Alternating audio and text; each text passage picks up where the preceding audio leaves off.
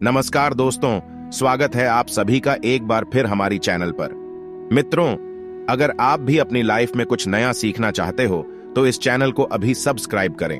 दोस्तों, आज हम बात करने वाले हैं पीपल वृक्ष के बारे में। पीपल वृक्ष, जैसे कि हम सभी जानते हैं कि इसे देव वृक्ष कहा गया है और बहुत महत्वपूर्ण होती है पीपल के वृक्ष की पूजा। इसकी पूजा से सभी देवी देवताओं का आशीर्वाद मिल जाता है। इस वृक्ष के नीचे पीपल वृक्ष की जड़ में देवताओं का स्वर्ग माना गया है।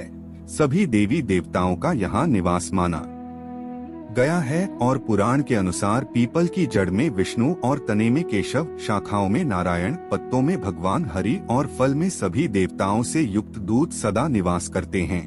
पीपल की पूजा से सुख, समृद्धि, धन, वैभव सभी चीजों की प्राप्ति की जा सकती है। मन में जो भी मनोकामना हो, अगर पीपल के वृक्ष की पूजा उस मनोकामना को मन में धारण करते हुए की जाए तो वो मनोकामना पूर्ण हो जाती है।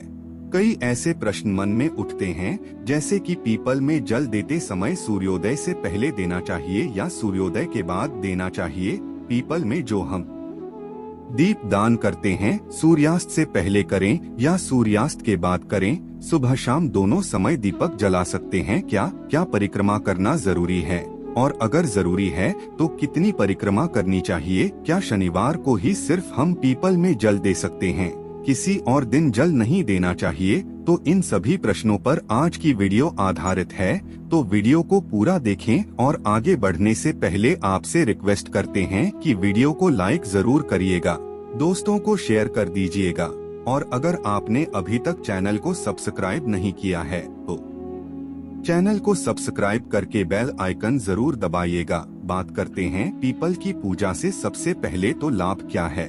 पीपल एक ऐसा पौधा है जिसकी पूजा से बहुत ही चमत्कारी और बहुत ही जल्दी लाभ माना गया है। देखा गया है, ऐसा भी देखा गया है कि कोई व्यक्ति बहुत समय से बीमार है, बहुत परेशान है और वो पीपल में जल अर्पित करते हैं तो बहुत ही जल्दी उनको दवाइयों का लाभ होता है और वह स्वस्थ हो जाते हैं। आप आर्थिक रूप से परेशान हैं, शारीरिक रूप से परेशान हैं, मानसिक रूप से आप बहुत अधिक परेशान हैं, तनाव में रहते हैं, चिंता में रहते हैं, कर्ज में डूबे हो, किसी भी तरह की आपकी परेशानी हो, अगर आप पीपल की पूजा करते हैं, पीपल में जल देते हैं, दीप दान करते हैं, परिक्रमा करते हैं तो आपके जीवन की समस्त समस्याएं बहुत ही जल्दी दूर होती हैं। पीपल की पूजा के बहुत चमत्कारी लाभ हमारे शास्त्रों में भी बताए गए हैं और जो लोग पीपल की पूजा करते हैं उनके अनुभव बहुत ही चमत्कारी हैं, बहुत ही प्रसन्न होते हैं। जो लोग नियमित पीपल की पूजा करते हैं वो, क्योंकि इससे लाभ बहुत जल्दी मिलता है। मतलब अगर आप किसी भी तरह की ऐसी परेशानी से ग्रस्त है जिसका निवारण आपको नहीं मिल रहा है, जिसका कारण भी आपको समझ में नहीं आ रहा है, आप अपने घर के आसपास कोई भी पीपल का वृक्ष देख लीजिए। हर शनिवार को वहां जल देने जाइए और शाम के समय दीपदान कीजिए। बहुत ही जल्दी आप अपनी चिंता से, अपनी परेशानी से मुक्ति पा जाते हैं। कारण क्या होता है कि हमारे शास्त्रों में ऐसा माना जाता है कि पीपल के वृक्ष पर कई देवी देवताओं का वास है। 33 देवी देवता इस वृक्ष पर वास करते हैं। श्रीहरि विष्णु, भगवान शिव और ब्रह्मा जी इस वृक्ष पर वास करते हैं। समय समय पर माँ लक्ष्मी यहाँ पर निवास करती है और इस तरह से 33 देवी देवताओं का आशीर्वाद हमें मिलता है। भगवान श्री हरि का आशीर्वाद हमें मिलता है और हमारे पितृ अभी इस वृक्ष पर ही वास करते हैं। पीपल के वृक्ष में पितरों का वास माना गया है तो में इन सब का आशीर्वाद मिलता है। हम जब पूजा करते हैं, जल देते हैं और वहाँ प्रार्थना करते हैं, उनकी कृपा मांगते हैं तो बहुत ही जल्दी हमारे मन की हर कामना पूर्ण हो जाती है और किसी भी परेशानी से हम ग्रस्त हो वो हमारी परेशानी बहुत ही जल्दी दूर हो जाती है। इसलिए पीपल की पूजा बहुत ही चमत्कारी लाभ देने वाली होती है। तो अगर आप किसी भी वजह से परेशान हैं, एक बार पीपल की पूजा करके देखिए, बहुत ही जल्दी आपको लाभ होगा। कितने आपको पीपल की पूजा करने से लाभ होगा देखिए। वैसे कम से कम 7 शनिवार पीपल की पूजा करनी चाहिए, लेकिन आप अगर लगातार 11 या 21 शनिवार करते हैं या इससे अधिक करें, जैसे अगर आप शुरू कर रहे हैं, आप 7.5 में हैं या फिर आपके ऊपर ढैया चल रही है तो आपको निरंतर ही हर शनिवार को पीपल में जल देना चाहिए। जब तक ढैया है कम से कम आप तब तक दीजिए, क्योंकि जो ढैया या 7.5 की परेशानी होती है ये बहुत ज्यादा परेशान करने वाली होती है, मानसिक रूप से और आर्थिक रूप से भी। तो अगर आप पीपल में जल देते रहेंगे तो आप इन परेशानियों से, मतलब शनिजनित जो परेशानियां हैं, उससे आप बहुत अधिक राहत पा जाएंगे। तो कीजिए आप कम से कम 7 शनिवार तो जरूर करना चाहिए। बात करते हैं इस प्रश्न के ऊपर कि पीपल में जल क्या सिर्फ शनिवार को ही दे सकते हैं। देखिए, वैसे तो रविवार को छोड़कर आप किसी भी दिन पीपल में जल दे, ये अच्छा ही होगा, शुभ ही होगा। लेकिन अगर आप शनिवार को ही जल देते हैं तो इससे भी आपकी समस्त तरह की परेशानियां दूर हो जाती हैं।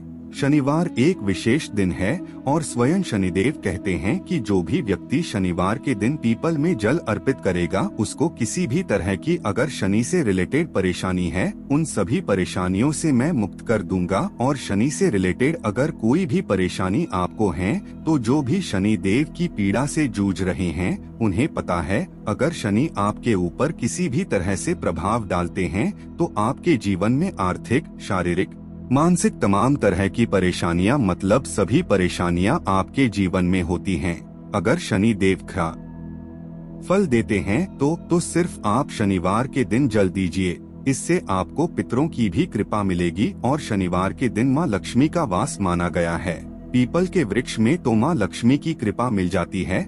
श्री विष्णु सहित माँ लक्ष्मी का अगर आप वास चाहते हैं, स्थिर लक्ष्मी का वास चाहते हैं, तो पीपल की पूजा आपको शनिवार के दिन विशेष रूप से करनी चाहिए। वैसे आप चाहे तो सोमवार के दिन भी जल दे सकते हैं, मंगलवार के दिन भी जल देना लाभदायक होता है। लेकिन शनिवार को अगर सिर्फ एक ही दिन आप जल देते हैं तो इससे आपकी समस्त कामनाएं पूर्ण हो जाती है, साथ ही साथ समस्त तरह की परेशानियों से आपको मुक्ति मिल जाती। अगला प्रश्न है, पीपल में जल सूर्योदय के बाद दे या सूर्योदय से पहले दें? तो देखिए, ऐसा कहा गया है कि पीपल में जल सूर्योदय से पहले देना चाहिए, मतलब सूर्य के निकलने से पहले हमें पीपल में जल देना चाहिए। कई लोग कहते हैं कि प्रातः काल जल देना चाहिए। जी हाँ, प्रातः काल का मतलब वही होता है सूर्योदय से पहले, मतलब बहुत अंधेरा ना हो, जैसे 3:30 बजे आपको ब्रह्मा मुहूर्त में जाकर जल नहीं देना है। सूर्य निकलने से पहले आप पीपल के वृक्ष में जल दें तो बहुत ही शुभ फल की आपको प्राप्ति होगी। शनिवार के दिन जब आप जल देते हैं उसके बाद आपको चाहिए कि आप पीपल को स्पर्श करें। शनिवार एक ऐसा दिन है जब आप पीपल को स्पर्श करके उन्हें प्रणाम करते हैं तो बहुत अधिक पुण्य फल की प्राप्ति होती है और शनिदेव की कृपा आपको मिलती है, माँ लक्ष्मी की भी कृपा आपको मिलती है। तो आपको चाहिए कि आप शनिवार के दिन पीपल के वृक्ष को स्पर्श करें और परिक्रमा करें। कितनी कर सकते हैं आप? देखिए, 4 परिक्रमा कर सकते हैं, आप 7 परिक्रमा कर सकते हैं, 1121 या 108 परिक्रमा कर सकते हैं, लेकिन कम से कम 7 परिक्रमा करनी चाहिए। 7 परिक्रमा करते हुए ओम नमो भगवते वासुदेवाय नमः इस मंत्र का जाप कर सकते हैं। आप चाहे तो ओम नमः शिवाय का जाप कर सकते हैं, ओम नमो भगवते वासुदेवाय, ओम नमः शिवाय हनुमान जी के मंत्र का जाप कर सकते हैं, ओम इस मंत्र का भी जाप कर सकते हैं, जिसमें आपको विश्वास हो। उस देवता के नाम का स्मरण करते हुए आप पीपल की परिक्रमा कर सकते हैं। बहुत ही जल्दी आप किसी भी तरह की परेशानी से जूझ रहे हैं उससे आपको राहत मिलती है। पीपल में दिया कब जलाना चाहिए? सूर्यास्त से पहले या सूर्यास्त के बाद? सूर्यास्त से पहले या सूर्यास्त के बाद नहीं, एक विशेष समय होता है। से पहले और बाद का जो समय होता है जिसे गोधूली बेला का समय कहते हैं, वो समय होता है जब सूर्य के डूबने का ही समय होता है। सूर्य डूब रहे होते हैं, उसी समय में आपको जाकर पीपल के नीचे दिया जलाना चाहिए। मतलब गोधूली बेला का समय ना तो रात्रि का समय होता है और ना ही दिन का समय होता है। उस विशेष समय में अगर आप दीप दान करते हैं तो बहुत श्रेष्ठ होगा। रात्रि 8 बजे पहले आप पीपल के वृक्ष के नीचे दीप दान कर दें तो बहुत श्रेष्ठ होगा। क्या पीपल में सुबह शाम दोनों समय दीपक जला सकते हैं? जी हाँ, बिल्कुल जला सकते हैं। सुबह भी जब आप परिक्रमा करते हैं सरसों के तेल का दीपक जला दीजिए और शाम के समय भी आप सरसों के तेल का या तेल के तेल का दीपक जला सकते हैं। मतलब सरसों का तेल पीपल के वृक्ष में शनिवार के दिन जलाने से शनि जनित जो भी परेशानी है वो दूर हो जाती है। तो आप सरसों के तेल का ही दीपक जलाएं। सुबह शाम समय जला सकते हैं, कोई परेशानी नहीं है, लेकिन शाम के समय दीपक जरूर जलाना चाहिए, इस बात का आप ध्यान रखें। अगला प्रश्न है, क्या परिक्रमा करनी जरूरी है और अगर करें तो कितनी करें? तो परिक्रमा करनी बहुत जरूरी है। परिक्रमा करने से हमारे दुख दर्द तकलीफ है दूर होती है। पीपल के वृक्ष की जब हम परिक्रमा करते हैं तो हम हर परेशानी से मुक्त हो जाते हैं, हर तरह की समस्या से मुक्त हो जाते हैं। आप जिस भी तरह की परेशानी से ग्रस्त हैं, आप उस परेशानी को अपने मन में स्मरण करते हुए पीपल के वृक्ष की परिक्रमा कीजिए। 7 परिक्रमा कीजिए, 11 परिक्रमा कर सकते हैं, चाहे तो 21 परिक्रमा कर सकते हैं, समय हो तो 108 परिक्रमा करें। बहुत ही जल्दी आपको अपनी परेशानियों से मुक्ति मिलती है। और इस समय अगर आप भगवान श्री हरि विष्णु के मंत्र का जाप करते हैं तो बहुत श्रेष्ठ लाभ होता है।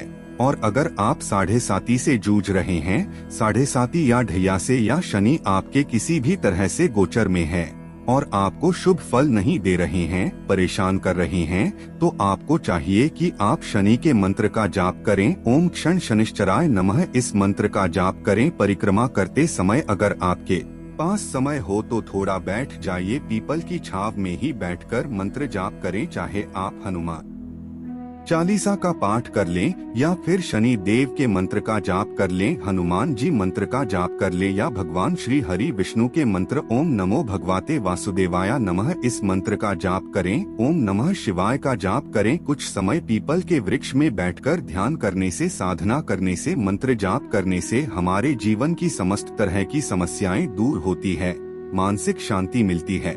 अगर आपके मन में किसी भी तरह का तनाव है, किसी भी तरह से आप किसी ऐसी परेशानी से ग्रस्त हैं जो आप किसी को भी नहीं बता रहे हैं, अंदर ही अंदर आप घुट रहे हैं, परेशान हो रहे हैं, तो आपको पीपल के नीचे बैठकर नमः शिवाय मंत्र का जाप करना चाहिए। अधिक से अधिक संख्या में जितना भी आपके पास समय हो, जल देने के बाद थोड़े समय पीपल की छाव में बैठकर ही आपको यह जाप करना है।